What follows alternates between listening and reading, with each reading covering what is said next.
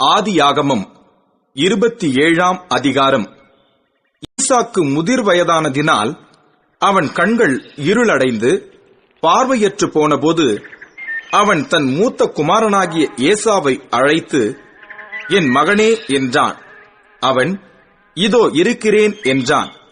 அப்பொழுது அவன், நான் முதிர் வயதானேன், என் மரணம் இன்ன நாளில் என்று அறியேன்.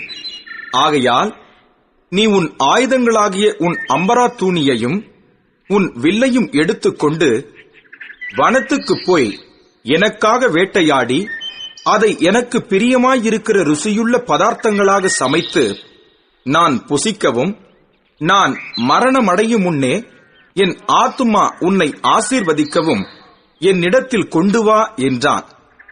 ஈசாக்கு தன் குமாரனாகிய ஏசாவோடே பேசுகையில் ரெபெக்காள் கேட்டுக்கொண்டிருந்தாள். ஏசா வேட்டையாடி கொண்டு வரும்படி வனத்துக்குப் போனான். அப்பொழுது ரெபெக்காள் தன் குமாரனாகிய யாக்கோபை நோக்கி, உன் தகப்பன் உன் சகோதரனாகிய ஏசாவை அழைத்து, நான் புசித்து எனக்கு மரணம் வரும் முன்னே கர்த்தரை முன்னிட்டு உன்னை ஆசீர்வதிக்கும்படி நீ எனக்காக வேட்டையாடி அதை எனக்கு ருசியுள்ள பதார்த்தங்களாக சமைத்துக் கொண்டு வா என்று சொல்லக் கேட்டேன். ஆகையால் என் மகனே, என் சொல்லைக் கேட்டு நான் உனக்கு கற்பிக்கிறபடி செய். நீ ஆட்டு மந்தைக்கு போய் 2 நல்ல வெள்ளாட்டுக் குட்டிகளை கொண்டு வா. நான் அவைகளை உன் தகப்பனுக்கு பிரியமானபடி ருசியுள்ள பதார்த்தங்களாக சமைப்பேன். உன் தகப்பன் தாம் மரணமடையும் முன்னே உன்னை ஆசீர்வதிக்கும்படி அவர் புசிப்பதற்கு நீ அதை அவரிடத்தில் கொண்டு போக வேண்டும் என்றாள்.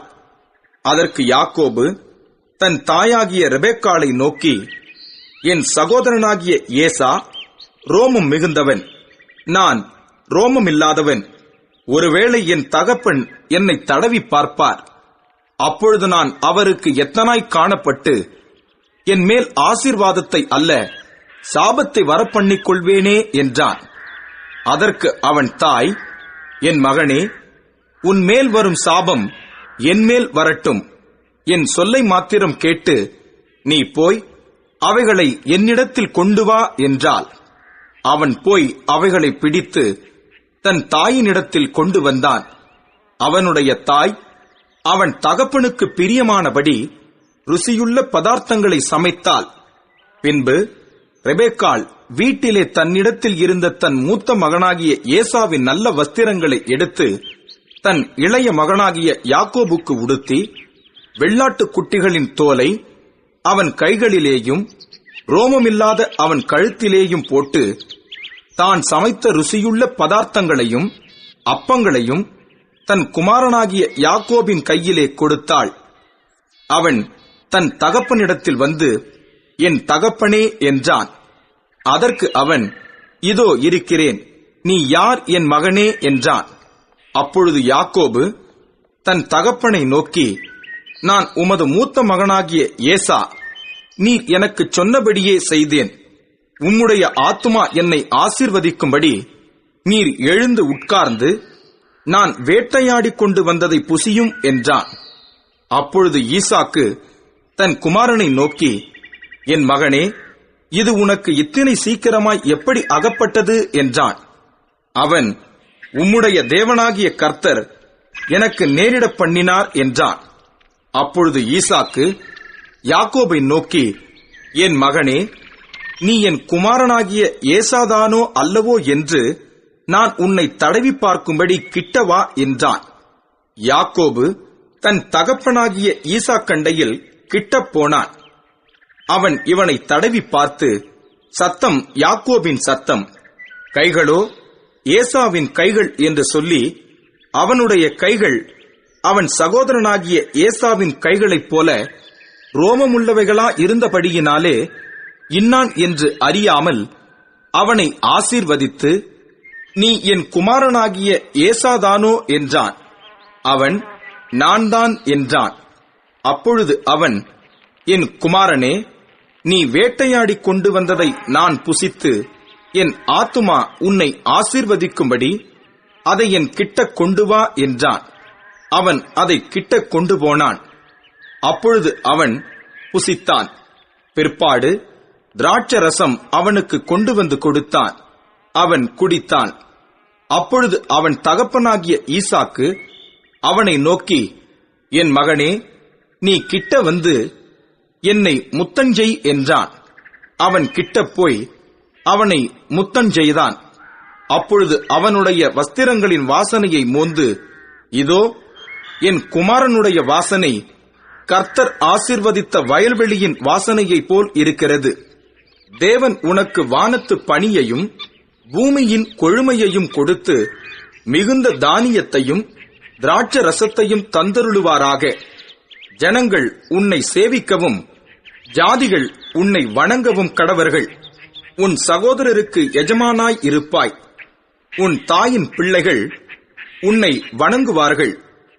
உன்னை சபிக்கிறவர்கள் சபிக்கப்பட்டவர்களும் உன்னை ஆசீர்வதிக்கிறவர்கள் ஆசீர்வதிக்கப்பட்டவர்களுமாய் இருப்பார்கள் என்று சொல்லி அவனை ஆசீர்வதித்தான். ஈசாக்கு யாக்கோபை ஆசீர்வதித்து முடிந்தபோது யாக்கோபு தன் தகப்பனாகிய ஈசாக்கின் சமூகத்தை விட்டு புறப்பட்ட உடனே அவன் சகோதரனாகிய ஏசா வேட்டையாடி வந்து சேர்ந்தான். அவனும் ருசியுள்ள பதார்த்தங்களை சமைத்து தன் தகப்பனண்டைக்கு கொண்டு வந்து தகப்பனை நோக்கி, உம்முடைய ஆத்துமா என்னை ஆசீர்வதிக்கும்படி என் தகப்பனான் எழுந்திருந்து உம்முடைய குமாரனாகிய நான் வேட்டையாடி கொண்டு வந்ததை புசிப்பாராக என்றான். அப்பொழுது அவன் தகப்பனாகிய ஈசாக்கு, நீ யார் என்றான். அதற்கு அவன், நான் உமது மூத்த மகனாகிய ஏசா என்றான். அப்பொழுது ஈசாக்கு மிகவும் பிரமித்து நடுங்கி, வேட்டையாடி எனக்கு கொண்டு வந்தானே, அவன் யார்? நீ வரும் முன்னே அவை எல்லாவற்றிலும் நான் புசித்து அவனை ஆசீர்வதித்தேனே, அவன் ஆசீர்வதிக்கப்பட்டவனாகவும் இருப்பான் என்றான். ஏசா தன் தகப்பனுடைய வார்த்தைகளை கேட்டவுடனே மிகவும் மனங்கசந்து உரத்த சத்தமிட்டு அலறி தன் தகப்பனை நோக்கி, என் தகப்பனே, என்னையும் ஆசீர்வதியும் என்றான். அதற்கு அவன், உன் சகோதரன் தந்திரமாய் வந்து உன்னுடைய ஆசீர்வாதத்தை பெற்றுக் கொண்டான் என்றான். அப்பொழுது அவன் பெயர் யாக்கோபு எண்ணப்படுவது சரியல்லவா? இதோடே 2 தரம் என்னை மோசம் போக்கினான். என் சிரேஷ்ட புத்திரபாகத்தை எடுத்துக் கொண்டான். இதோ இப்பொழுது என் ஆசீர்வாதத்தையும் வாங்கிக் கொண்டான் என்று சொல்லி, நீர் எனக்கு ஒரு ஆசீர்வாதத்தையாகிலும் வைத்து வைக்கவில்லையா என்றான். ஈசாக்கு ஏசாவுக்கு பிரதியுத்தரமாக, இதோ நான் அவனை உனக்கு எஜமானாக வைத்தேன். அவன் சகோதரர் எல்லாரையும் அவனுக்கு ஊழியக்காரராக கொடுத்து அவனை தானியத்தினாலும் திராட்சை ரசத்தினாலும் ஆதரித்தேன். இப்பொழுதும் என் மகனே, நான் உனக்கு என்ன செய்வேன் என்றான். ஏசா தன் தகப்பனை நோக்கி, என் தகப்பனே, இந்த ஒரே ஆசீர்வாதம் மாத்திரமா உம்மிடத்தில் உண்டு? என் தகப்பனே, என்னையும் ஆசீர்வதியும் என்று சொல்லி ஏசா சத்தமிட்டு அழுதான். அப்பொழுது அவன் தகப்பனாகிய ஈசாக்கு அவனுக்கு பிரதியுத்தரமாக, உன் வாசஸ்தலம் பூமியின் சாரத்தோடும் உயர வானத்திலிருந்து இறங்கும் பனியோடும் இருக்கும். உன் பட்டயத்தினாலே நீ பிழைத்து உன் சகோதரனை சேவிப்பாய்.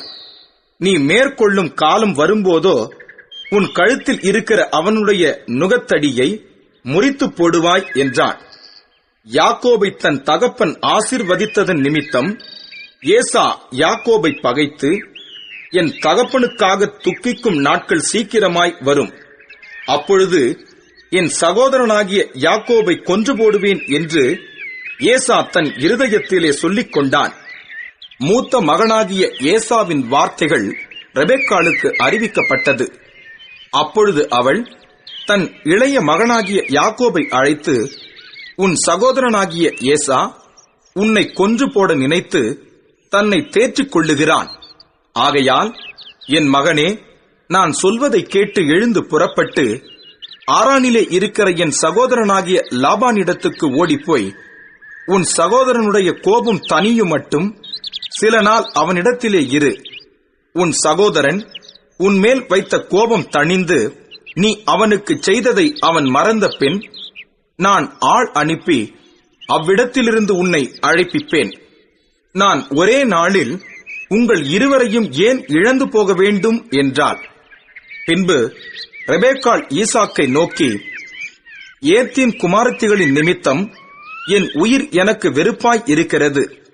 இந்த தேசத்து பெண்களாகிய ஏத்தின் குமாரத்திகளில் யாக்கோபு ஒரு பெண்ணைக் கொள்வானானால் என் உயிர் இருந்து ஆவதென்ன என்றாள்.